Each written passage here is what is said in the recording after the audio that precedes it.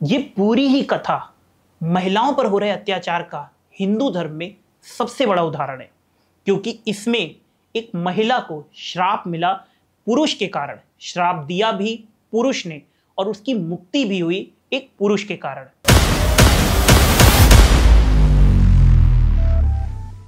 नमस्कार। अहिल्या दुनिया की सबसे सुंदर स्त्री, एक ऐसी स्त्री जिसके रूप को देखकर देवताओं के राजा इंद्र भी मोहित हो गए थे।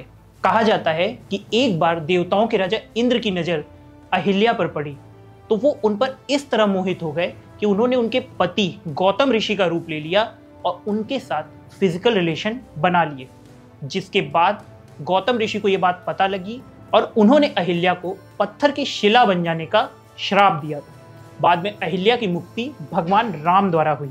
ये पूरी ही कथा महिलाओं पर हो रहे अत्याचार का हिंदू धर्म में सबसे बड़ा उदाहरण है, क्योंकि इसमें एक महिला को श्राप मिला पुरुष के कारण। श्राप दिया भी पुरुष ने और उसकी मुक्ति भी हुई एक पुरुष के कारण। ऐसा मैं नहीं कह रहा, बल्कि ऐसा कहना है कुछ बड़े यूट्यूबर्स का, जिनका मानना है कि अहिल्या की कहानी हिंदू धर्म में महिलाओं पर हो रहे अत्याचार का एक उदाहरण है।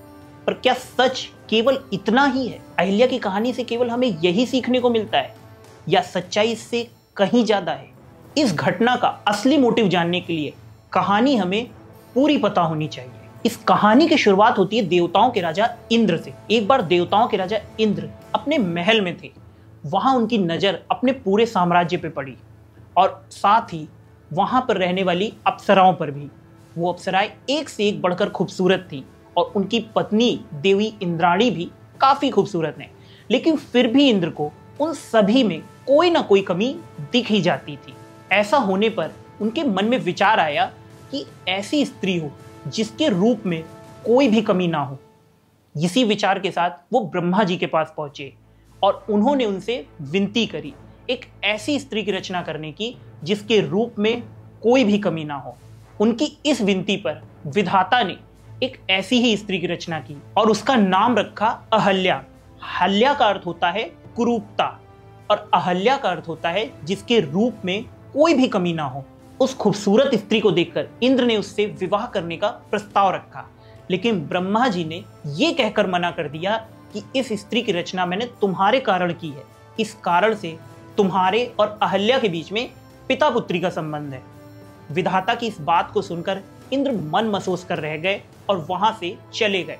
ब्रह्मा जी ने अहल्या को अपनी मानस पुत्री का दर्जा दिया और कुछ समय बाद उनका विवाह उस समय के सबसे बड़े विद्वान गौतम ऋषि के साथ किया। गौतम ऋषि का खुद पर इतना सेल्फ कंट्रोल था कि ब्रह्मा जी जानते थे कि अहिल्या जैसी सुंदर स्त्री को पाने के बाद भी वो अपने मार्ग से कभी नहीं भटकेंगे और अपने कर्तव्यों का पूरी तरीके से पालन करते रहेंगे। और ब्रह्मा जी ने अहिल्या का विवाह गौतम ऋषि से करा दिया और वो दोनों खुशी खुशी एक साथ रहने लगे। कुछ समय बाद इंद्र धरती लोक का भ्रमण कर रहे थे और जब वो गौतम ऋषि के आश्रम के पास से गुजरे तो उनके आश्रम में काम कर रही अहिल्या पर उनकी नजर पड़ी। उनको साधारण रूप में भी देखकर इंद्र का मन उन पर मोहित हो गया और वो वहीं रुक गए।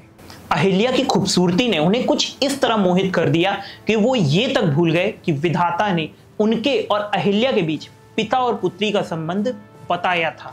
इंद्र छुपकर आश्रम के निकट ही रहकर उनकी दिनचर्या देखते रहे और उन्होंने पाया कि गौतम ऋषि ज्यादातर समय आश्रम में ही रहते हैं और सुबह कुछ समय के लिए गंगा नदी में स्नान करने के लिए जाते हैं। यही सही समय था इंद्र के लिए अहिल्या को पाने का। अगली सुबह इंद्र ने पूरे दिन रुककर इंतजार किया, लेकिन जैसे जैसे रात बढ़ रही थी इंद्र का अपने ऊपर से कंट्रोल खो रहा था और वो अहिल्या को जल्द से जल्द पाना चाह रहे थे। इसी क्रम में होने वाली सुबह में उन्हें काफी देर लग रही थी और इसी वजह से उन्होंने रात में ही आश्रम के आसपास का माहौल ऐसा कर दिया मानो सुबह हो गई हो। चिड़ियों की चहचहाट सुनकर गौतम ऋषि जागे और साथ में अहिल्या भी। उन्हें लगा काफी देर हो गई और वो जल्दी से गंगा नदी में नहाने के लिए चले गए। ये सही मौका था इंद्र के लिए गौतम ऋषि के आश्रम में आने का। जब गौतम ऋषि गंगा नदी के तट पर पहुंचे तो वहां का नजारा देखकर चौंक गए। कारण था उनके आश्रम के आसपास का माहौल सुबह का था, जबकि नदी के पास आधी रात थी। इस पूरी घटना को देखकर उन्हें कुछ संदेह हुआ और इसी क्रम में वो वापस लौट आए। इधर उनके जाने के बाद इंद्र ने गौतम ऋषि का रूप लेकर आश्रम में प्रवेश किया। इतनी जल्दी आया देखकर अहिल्या को समझ पाती इससे पहले ही इंद्र उनसे प्रेम भरी बातें करने लगे। पहले तो अहिल्या कुछ समझ नहीं पाई, लेकिन जब उन्होंने उनका हाथ टच किया तो अहिल्या को समझ में आ गया कि ये उनके पति नहीं बल्कि कोई और है, और उन्होंने दूर हटते हुए उन्हें अपने असली रूप में आने के लिए कहा। जब गौतम ऋषि के रूप में इंद्र नहीं अपने असली रूप में आए तो अहिल्या उन्हें श्राप देने की बात कही, जिसके बाद इंद्र घबराकर अपने असली रूप में आए। उनके देवताओं के रूप को देखकर एक पल के लिए अहिल्या भी चकित हो जाती हैं और उनसे उनका पूरा परिचय पूछती हैं। उनके पूछने पर इंद्र उन्हें बताते हैं कि वो देवताओं के राजा हैं और उनके रूप पर मोहित होकर यहाँ पर आए हैं। उनकी इस बात को सुनकर एक पल के लिए अहिल्या को भी अपने रूप पर घमंड आ जाता है, जिसकी वजह थी कि इंद्र ने उनकी इस तरह तारीफ करी थी जैसे कभी गौतम ऋषि ने भी नहीं की थी। और उस समय के माया जाल का कुछ ऐसा प्रभाव हुआ कि अहिल्या जैसी नारी जिसने कभी अपनी तारीफ नहीं सुनी थी वो भी घमंड में आ गई और उसे भी लगा कि देवताओं के राजा उनसे प्रणय निवेदन कर रहे हैं, और वो भी कुछ पल के लिए बहक जाती हैं और इंद्र के साथ रिलेशन बनाने के लिए एग्री हो जाती हैं। कुछ देर बाद गौतम ऋषि आश्रम के पास आते हैं। उनके आने की आहट सुनकर अहिल्या इंद्र को छिप जाने के लिए कहती हैं। अब यहाँ सोचने वाली बात है कि अहिल्या ने तो अपनी मनुष्य बुद्धि की तरह उन्हें छिपने के लिए कहा, लेकिन गलत काम के कारण इंद्र भी ये भूल गए कि वो कौन है और वो एक साधारण से इंसान की तरह उसी आश्रम में छिप गए।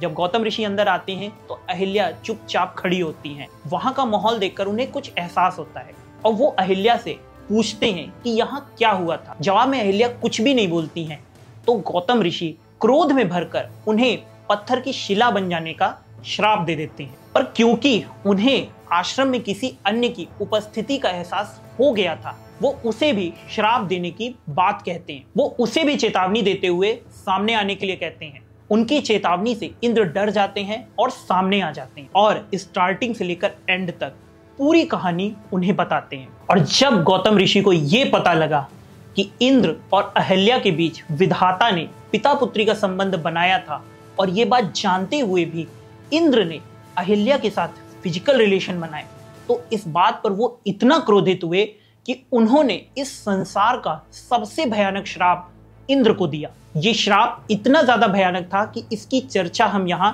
नहीं कर सकते। अगर आपको इस श्राप के बारे में जानना है तो किसी ऑथेंटिक बुक को पढ़ें। इसके बाद इंद्र और अहिल्या दोनों ही उनसे माफी मांगने लगे और उनके पैरों में गिरकर रोने लगे। उन्होंने इंद्र से कहा कि जब भगवान राम इस धरती पर अवतार लेने वाले होंगे उसके कुछ समय पहले ही तुम्हारे 1000 नेत्र उगाएंगे, और अहिल्या को बताया कि जब भगवान राम इस जगह से गुजरेंगे और तुम्हारे ऊपर चरण रख देंगे तो तुम फिर से ऐसी ही हो जाओगी। ये बात कहकर गौतम ऋषि वहां से चले गए। साथ ही इंद्र भी उस श्राप के साथ अपने लोक में चले गए और अहिल्या वहीं पर पत्थर की बन गई। ये पूरी घटना थी सतयुग की, और भगवान राम जन्म लेते त्रेता में, जब इन दोनों को इस श्राप से मुक्ति मिलती। लेकिन आपकी जानकारी के लिए बता दूं कि पहले युगों का क्रम ये नहीं था। पहले युगों का क्रम था सतयुग, द्वापर, त्रेता और कलयुग, यानी भगवान राम को आने में अभी एक युग और बाकी था। लेकिन जब भगवान ने देखा कि इन्हें पूरे युग तक इसी श्राप को भुगतना होगा तो उन्होंने इन पर कुछ दया दिखाई। लेकिन वो ना तो सजा की अवधि कम करना चाह रहे थे और ना मुनि का श्राप खत्म करना चाह रहे थे।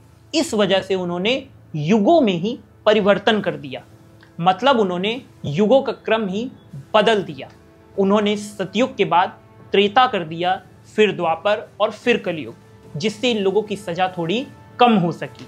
इस पूरी कहानी का मोटिव ये था कि गलत चाहे किसी ने भी किया हो, वो भले ही देवताओं का राजा हो, उसे सजा भुगतनी पड़ेगी। साथ ही भगवान इतने दयालु होते हैं कि वो भक्तों के लिए कुछ भी कर सकते हैं। पर इस मोटिव को बदलकर इस पूरी कहानी का संबंध जोड़ दिया स्त्रियों पर हो रहे अत्याचार से।